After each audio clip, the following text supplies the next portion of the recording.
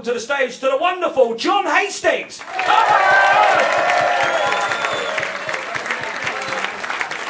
Hi. How's it going? Good to be here. Always nice to be back in Brighton. I broke my elbow. Weird thing to laugh at. Fucking asshole. Ha ha! Ha! Look what I can do! You can't do that without pay. Fuck you. Here's what happened. I was biking in London. I bike because I want to feel better than vegans. And that's how you do it. You gonna eat that steak? Yeah. You gonna drive that car? Fuck you. That's a risky joke in Brighton. Some of you are going, are vegans also ride bicycles? How do you think they power their marmalade shops, my friend?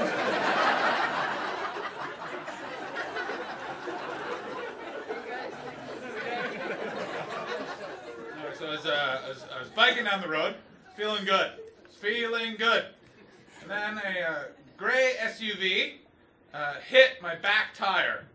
And I remember as it hit my back tire, I don't know if you guys have ever been in an automobile road type accident, but you don't think, uh-oh, or remember this. You think something like, that's not how this is supposed to go. I remember thinking, I'm not supposed to be on the road. And then I could see cars coming towards me, and I was like, you better get out of the road. Dragged my bike out of the road, and then I saw the car that hit me, and it stopped with an energy I recognized. An energy you've all had in your own lives, usually at a grocery shop, when you've used the automated checking out machine, and you put your groceries in a bag, and you're asked by the computer, how many bags did you use? And you look at your 7 bags, and you write 0 bags.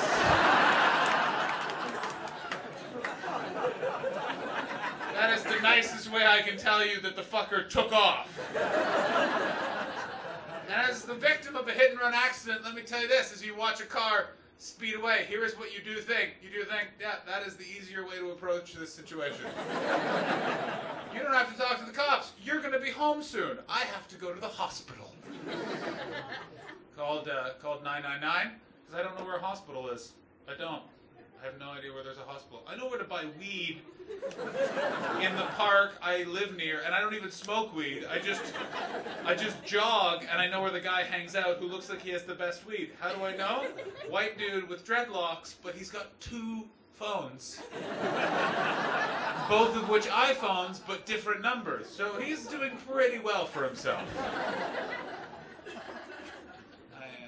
So I call the cops. 4 police officers show up to deal with this situation. It's London on a Friday night at 11:30. There's definitely bigger crimes, but I think that they were like, this will be easy. They show up, they're like, listen, the ambulance is not coming. And the way they said it made it felt like it was a personal thing. They heard what happened, they heard you were a pussy, we'll have to take you in. I'm like, what? Is this because I'm a Canadian? No, it's fine. So we wait for a little while, we get in the car, the cop says, do you want to listen to the radio? I thought they meant the police radio. So I said, yes! Instead he put on Jazz FM, which really paints a different picture of London police. You don't picture them just fucking beating the shit out of a drug dealer who's been human trafficking, and they've turned off all the CCTV cameras and know it's wrong that they did it, but he's a fucking Russian piece of shit who killed 2 kids, and they beat the fuck out of him and leave him at the street, and then they get in the car and they just put on a little scat jazz. Looking at the bruises on their face. Zip bop zip bop zip bop bop. We get to the hospital. I don't know if you guys have ever walked into a room escorted by the police and you weren't under arrest. You've never felt more powerful in your life. It's what I assume like men with huge dicks feel like. I don't know if any of you have ever met a man with like a huge penis, like takes it out and no one's shocked. They're more just like, no. My friend Paul is like this. It's the biggest penis I've ever seen. I'm including porn. It's so big, he's used it as a pickup line, not in a like, I'll show you my penis or you don't get to be in my movie. More in people are like talking about penises at a bar. And he'll go, no, mine's bigger than that. And someone will be like, no. And he'll be like, come on. And then they'll walk into an alley, and then I'll just see a taxi pull up, and they will leave. It's happened 4 separate times. It's fantastic. Yeah. You get out. What's going on? No, I can see you. It's just the slowest exit I've ever seen in my entire life. Just never had someone slowly put on their coat, say a quiet, individual goodbye to everyone. See you tomorrow. I won't see you tomorrow, actually, because the plans don't. Sunday, though, I'll see you Sunday. It was nice to meet you. I have forgotten your name.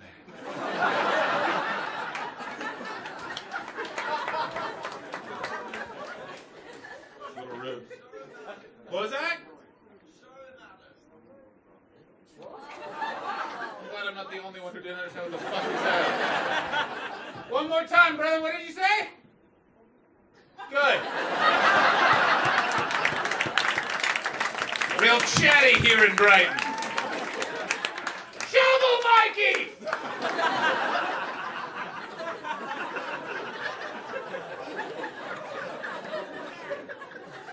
He's going to be telling that story at work tomorrow.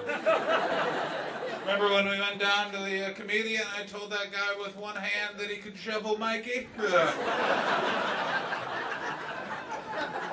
I really showed him. Obviously, he doesn't celebrate Kwanzaa, so he doesn't get what I'm talking about.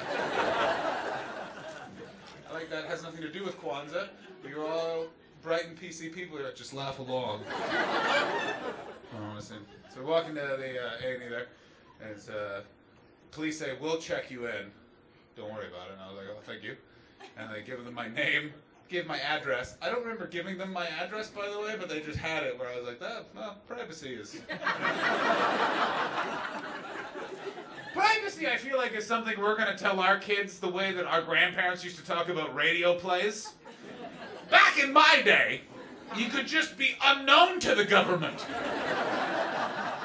Now they got a chip in our necks, and if you fucking speak truth to power, you don't have any money, so shut the fuck up.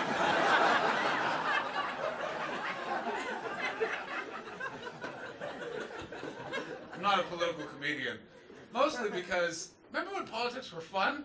You had that one friend who just, he had like weird fucking shitty clothes and he yelled about stuff when you smoked weed? That was great. Now politics is just like, everyone's just like, oh, here we fucking go. Do you remember when Facebook was just looking at the people you fucked 10 years ago and saw how bad they were? Remember how fun that used to be? Oh, I finger banged a girl at a music festival when I was 17. What is she doing now? 4 kids with that cocaine problem. Shocking.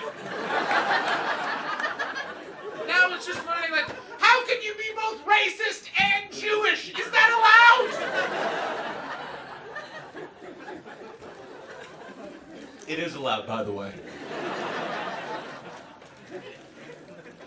As a white, straight male, I am not a racist, but genetically, we just have an expertise on the subject.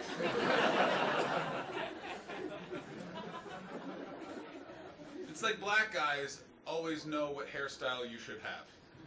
I know that sounds racist, but you ask any black person, what hairstyle should I have? They will tell you, and you think that's crazy, and you'll try it one day, and you'll go, fuck, he was right. I was told, by the way, start wearing hats.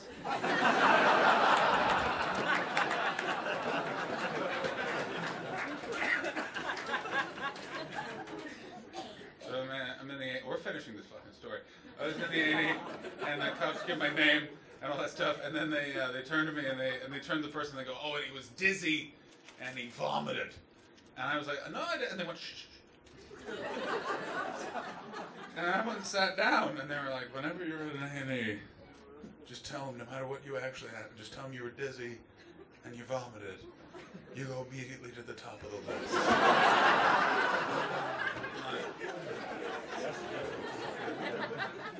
Thanks for letting me know, officers of the law, how to break that rule.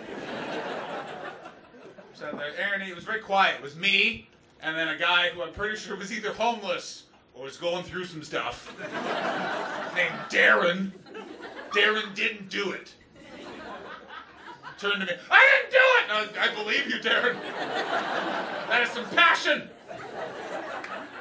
And then over yonder was a family that were experiencing very different emotions in the A&E that day. The father, I assume the father, it was an old man, and he was angry, and then he was sat next to a woman who was crying, and near them was a child who was very happy. So it was basically like, I can't believe we're here. What are we gonna do? I'm getting my own room!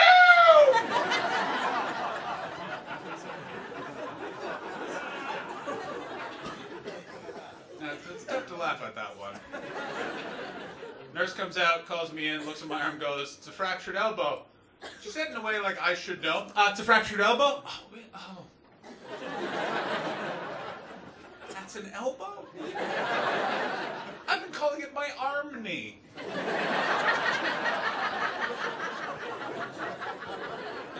then she said, when were you dizzy and where did you vomit? And then I said I didn't. The cops just said that, so I'd go to the top of the line. And she grimaced. She went, as if like, they got us again!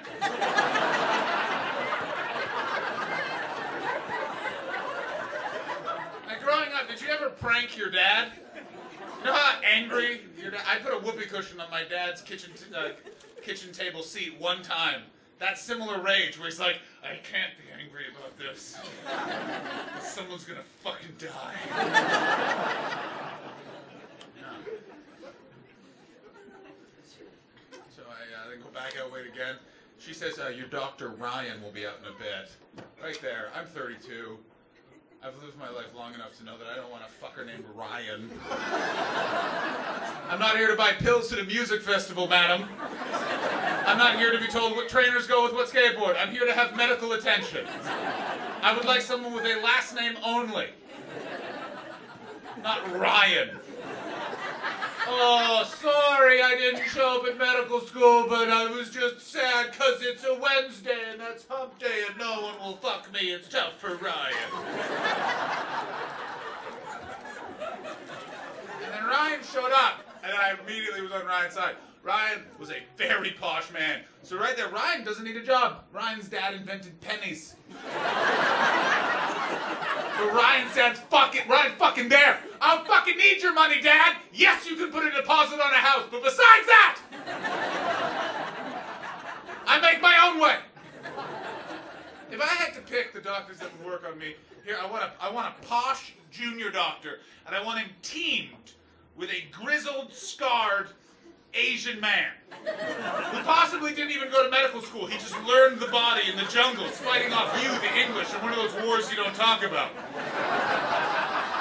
Just in one hand a scalpel putting a baby back together, in the other hand a machine gun fighting you off. Take that, redcoats! The healing light is coming to you. And only one time did he confuse his hands, and he's never made a mistake again!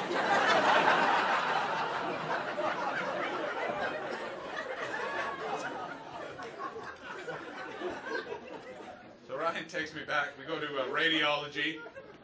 We examine it, and it's really fractured. The radiologist, I said, how fractured is it? And he went.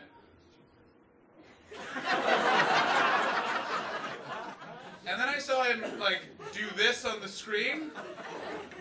You know, that's not good. It's not good when he's zooming out on the bone. Oh, where's that? Oh, there it is. It's very far away. Basically, the hook that holds my elbow together was broken off, and then the tendon tries to run away because the tendon doesn't want to be blamed for that. And when it did that, it then cracked the little bone that holds the other bones in place. That is how the nurse explained to me what happened. I'm like, okay. And she's like, we'll put a temporary cast. I got a temporary cast on. I remember this is the last one when this hospital was, you put the temporary cast on, and then the next bed over, I just heard someone going, fuck! Fuck you!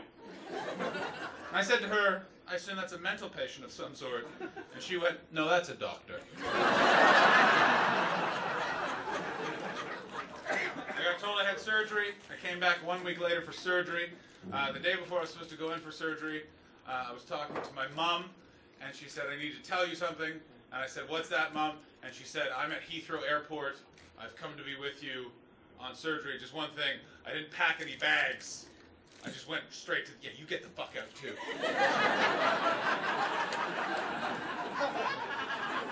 You go join Bev outside for her hard rock candies. And quite frankly, pithy weather chat.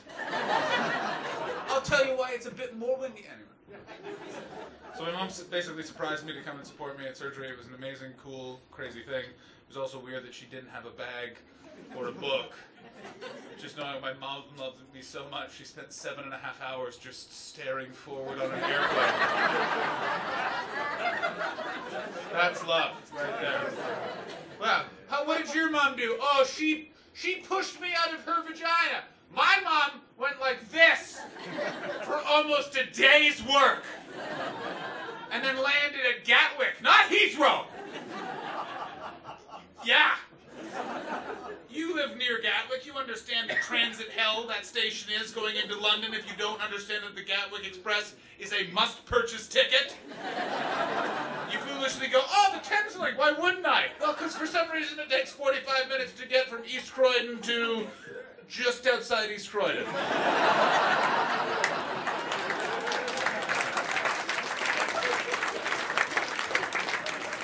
Who works for the Thames Link train company? We're going, that person right there, evidently.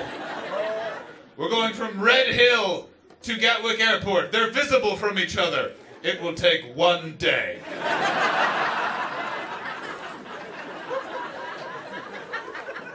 The train will be moving at such a pace you will go mad. I've done it so many times, just like I'll save the money. I'll go from St. Pancras to Victoria. And then as I just slowly move through London, I see people walking on platforms faster than the train is going. No money is worth this. I feel like I'm inside a Hunter S. Thompson novel, one from the 90s where you got shit. You know what I'm talking about? What's that? People that tried to, you know what I'm talking about. You know exactly what I'm talking about. I looked at that cough was to cover up a laugh that would have been too hard for the rest of the room. As one man who purchased Generation Swine to another, we were swindled, he should have died in the 70s. Don't worry, I'll win you all back now. So we go in with my mom to hospital. Go in. We're going in for surgery. They take me into the room where you got all the drugs. I was having to go under. I don't know what do they call that room, the Good Times Lounge? The party lounge, the fun times, the room I wish was in my house and I would never leave it. There's a guy named Dave in there. I don't know if he's a nurse. He just said, I work near the operating theater. Not in, just near. I think Dave is just a confident drug dealer who is stealing from Homerton Hospital, and I've met Dave. He's charming as fuck. I would let him steal from me. He came in and he was literally rubbing his hands like a maitre d' at like you know the hipster nice restaurants where the table's a bit fucking uneasy and everything's on a fucking cutting board, but then you have the steak and you're like, yeah, do whatever the fuck you want. This is the best food I've ever had. He was like one of them. Like he literally was like, all right, so you're getting propofol to take you under and then fentanyl for the whole thing. It's gonna feel pretty great. Fentanyl, by the way, is a scourge of the planet. It is a pharmaceutical-grade heroin that is currently plaguing my native country of Canada. So far this month, 50 people have died. I have taken it so I could survive a surgery where they rebuilt bones in my arm. And I will tell you, those 56 people, they may have been on the right track. I've never felt better in my entire life. Never felt more relaxed. I've never felt more confident as I was wearing a piece of paper as clothing. Laying in a bed surrounded by strangers who have knives. Keep saying things, we're about to put wires on your bones. Like, do whatever the fuck you want. Then they give you propofol, which is what killed Michael Jackson. It was that milky white substance that puts you to sleep. Let me tell you something about Michael Jackson. He died happy. I'm a problem sleeper. That shit, oh, fucking yeah. They put it in, and he put it in the IV, Dave looked at my chart, and it said comedian, and he went, comedian, would you like to hear a joke? Now, I'm not going to say no. Dave was in charge of the drugs. What if I say no when he just grabs the IV and replaces it with water? Well, who's going to be laughing now, fucko? There's the joke. He goes, man goes to prison. We know where this is going. Oh, I wonder if someone gets sodomized. Or he veers slightly. And he goes, man goes to prison. He's taken to his cell, where he meets a black chap. You knew that was coming. You knew it was going to be. You knew, by the way, you know that when Dave was told the story in a pub, it wasn't black chap. Dave has edited it slightly.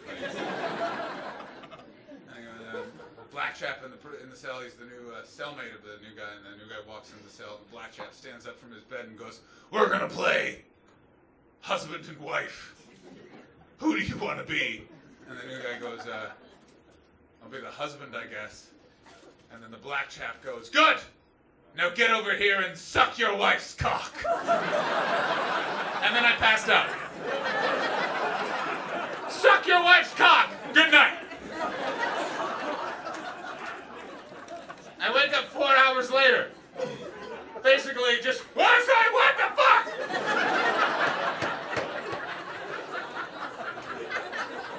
My mom is sat right there, panic-stricken, her baby boy.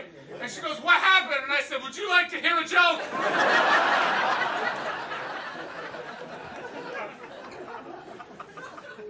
Final thing, the police have called me. It was a hit and run, and the license plate was cloned. It was a drug dealer or something like that. They have no other evidence, and I got really upset because I was like, I could have died. I could have fucking died. Can't you do anything? I'm on the phone with this police person, and she goes, "No, there's nothing else we can do. Unless do you have any other information you can tell me that would help your case?"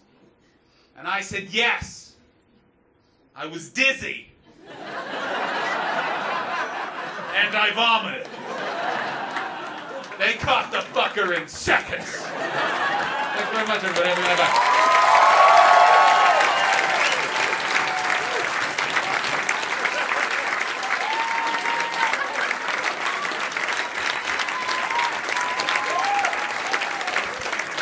Wow! John Hastings, ladies and gentlemen. It's been an absolute belter, hasn't it? Let's face facts. It's been an absolute corker, hasn't it? Ladies and gentlemen, let's first and foremost